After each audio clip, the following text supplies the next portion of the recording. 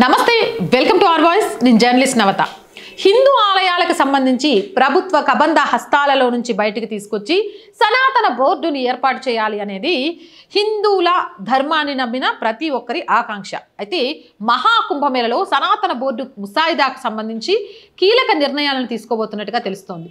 హిందువులకు కొత్త ప్రవర్తన నియమావళిని తీసుకొస్తున్నట్టుగా తెలుస్తోంది. ఈ నెల 27వ తేదీన అంటే ఈరోజు మహాకుంభమేళ సెక్టార్ 17లో జరగనున్న ధర్మ సభలో సనాతన బోర్డు రాజ్యాంగ ముసాయిదాను ప్రకటిస్తామని ప్రముఖ హిందూ ఆధ్యాత్మికవేత్త దేవికానంద్ ఠాకూర్ వెల్లడించారు. గురువారం నిరంజని అఖాడాలో ఆయన మీడియాతో మాట్లాడుతూ మన ధర్మానికి స్వేచ్ఛ లేదు, మన ఆలయాలను ప్రభుత్వాలు నియంత్రిస్తున్నాయి, మన గురుకులాలను మూసివేస్తున్నాయి, గోమాతలు వీధుల్లో తిరుగుతున్నాయి.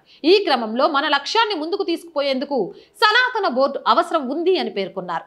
ధర్మసభకు అన్ని అఖాడాల ప్రతినిధులు, 4 శంకరాచార్యుల ప్రతినిధులు తదితరులు హాజరవుతారని, సనాతన బోర్డును ఏర్పాటు చేయాలని ప్రభుత్వాన్ని డిమాండ్ చేశారు. అది జరగకుండా కుంభమేళను వదిలి వెళ్లేది లేదని స్పష్టం చేశారు. జునా అఖాడాకు చెందిన మహత్ స్వామి యతీంద్రానంద్ గిరి మాట్లాడుతూ సనాతన బోర్డు భారతదేశానికే కాదు మొత్తం మానవాళికి అవసరమని స్పష్టం చేశారు. దీని ద్వారా ప్రపంచవ్యాప్తంగా ఉగ్రవాదం, ద్వేషం, అరాచకాలను నిర్మూలించవచ్చునని తెలిపారు.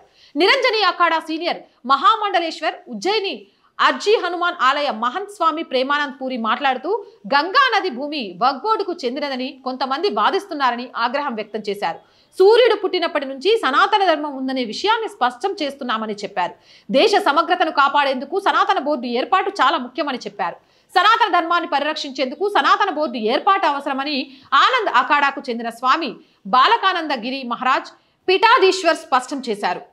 కాగా హిందువులు పాటించాల్సిన ఆచార వ్యవహారాలు, ధర్మాలు, సామాజిక జీవితంలో అనుసరించాల్సిన నియమాలపై ఒక ప్రవర్తన నియమావళి సిద్ధమవుతుంది. మహాకుంభమేళ జరుగుతున్న క్రమంలో కాశీ విద్వత్ పరిషత్ ఆధ్వర్యంలో తయారవుతున్న ఈ కొత్త హిందూ ప్రవర్తన నియమావళిని సనాతన ధర్మాన్ని పాటించేవారు చేయాల్సిన పని, చేయకూడని పని పొందుపరిచారు. 300 పేజీలున్న ఈ నియమావళిలోని అంశాలను విశ్వ హిందూ పరిషత్ ఆధ్వర్యంలో శనివారం నుంచి జరిగే సమావేశాల్లో ఋషులు, స్వాములు, మత పెద్దలతో చర్చిస్తారు. సాధువులు సహా శంకరాచార్యులు ధృవీకరించిన తర్వాత వేలాదిగా ముద్రించిన పత్రులను మహాకుంభమేళలో భక్తులకు పంపిణీ చేస్తారు. గత 15 ఏళ్లుగా దేశవ్యాప్తంగా సాధువులు, వైదిక పండితులతో సమాలోచనలు జరిపిన అనంతరం తయారు చేశారు. అందులోని అంశాలను ఇంకా ప్రకటించినప్పటికీ సనాతన ధర్మ అనుచరులు తమ సామాజిక, ఆధ్యాత్మిక జీవితాలలో ఏ విధంగా వ్యవహరించాలో వివరిస్తున్న అఖిల భారత సంత్ సమితి ప్రధాన కార్యదర్శి జితేంద్రానంద స్వామి సరస్వతి తెలిపారు. కొత్త హిందూ ప్రవర్తన నియమావళి రాత్రిపూట జరిగే వివాహాల కన్నా సూర్యుని సమక్షంలో పగటిపూట పెళ్లిళ్లు చేసుకోవాలని సూచిస్తుంది. అలాగే ఆడశిశు హత్యలను, మహిళల నుంచి కట్నం స్వీకరించడాన్ని వ్యతిరేకిస్తుంది.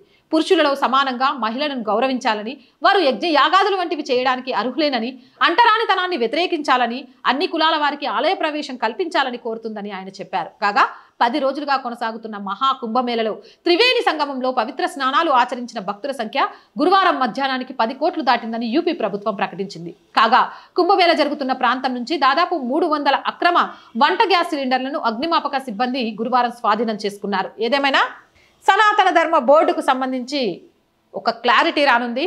సనాతన ధర్మ బోర్డు ఏర్పాటు కాబోతుంది. ప్రభుత్వం మీద ఇన్ని అఖాడాలకు సంబంధించిన వాళ్ళతో పాటు సాధు సంతులు, జనం, మానవాళి ధర్మాన్ని నమ్మిన ప్రతి ఒక్కరూ కోరుకోవడంతో ప్రభుత్వం సనాతన ధర్మ బోర్డుని ఏర్పాటు చేయడానికి అడుగులు ముందుకు వేయబోతోంది అనేది అర్థమవుతుంది.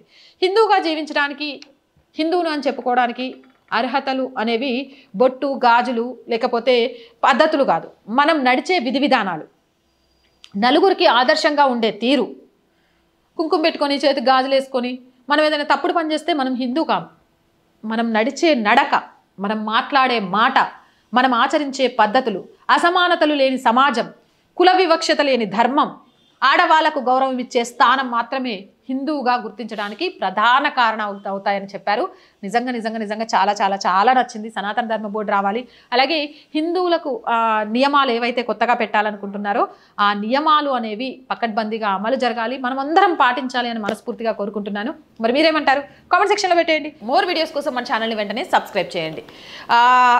వీడియోస్ చూస్తున్న ప్రతి ఒక్కరినండి ఛానల్ సబ్స్క్రైబ్ చేశారా లేదా ఒకసారి చెక్ చేయండి. సబ్స్క్రైబ్ చేయకుంటే ప్లీజ్ సబ్స్క్రైబ్ అవర్ ఛానల్. అలాగే వీడియోస్ నచ్చితేనే లైక్ చేయండి, షేర్ చేయండి. కంటెంట్ బాగుంది, సహాయం చేయాలి అనుకుంటేనే ఆర్ వాయిస్కి సపోర్ట్గా నిలవండి. సపోర్ట్ చేయాలి అనుకునేవారు సబ్స్క్రిప్షన్ పక్కనే జాయిన్ అనే బటన్ ఉంది. 1 to 5 లెవెల్స్ ఉన్న ఏదో ఒక లెవెల్లో సపోర్ట్ చేయండి. అలాగే స్క్రీన్ మీద గూగుల్ పే, ఫోన్పేతో పాటు అకౌంట్ డీటెయిల్స్ కూడా ఉన్నాయి. మీకు తోచిన సాయం చేయడం ద్వారా ఈ ఛానల్ని నిలబెట్టాలి అనే ఒక మధ్యతరగతి అమ్మాయికలకు సహకారం అందించిన వాళ్ళు అవుతారు. అలాగే వ్యాపార ప్రకటనల కోసం 8328500576 నెంబర్ని సంప్రదించండి.